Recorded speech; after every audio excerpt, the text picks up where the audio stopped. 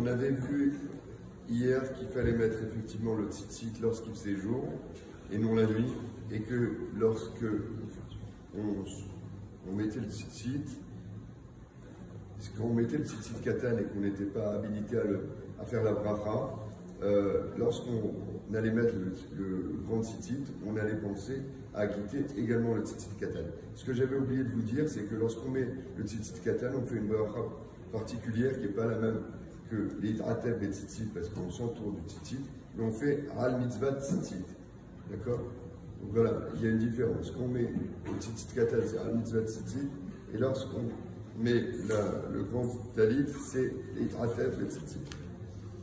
Celui qui enlève son talit avec l'intention de le remettre, c'est-à-dire qu'il doit aller faire une mitzvah ou il doit aller aux toilettes, etc. S'il avait l'intention de le remettre, quand il revient, il n'a pas besoin de refaire la bénédiction, il remet son talit et c'est bon.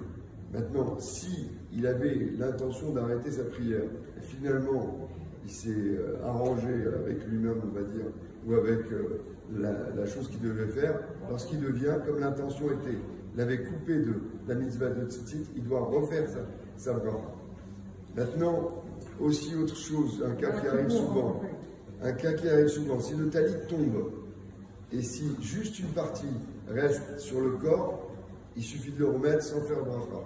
Cependant, s'il tombe tout entièrement par terre, on est obligé, selon Rabbi Yosef Karo, de refaire la bracha.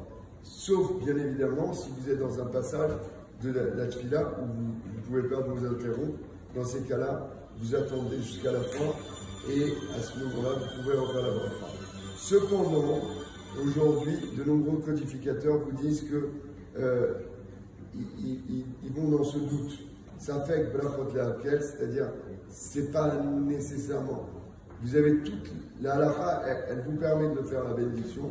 Seulement, voilà, on n'est pas toujours sûr, donc vous pouvez aussi ne pas la faire, surtout quand vous êtes dans un moment où on ne vous permet pas de faire la bracha, parce que vous êtes en pleine tefila.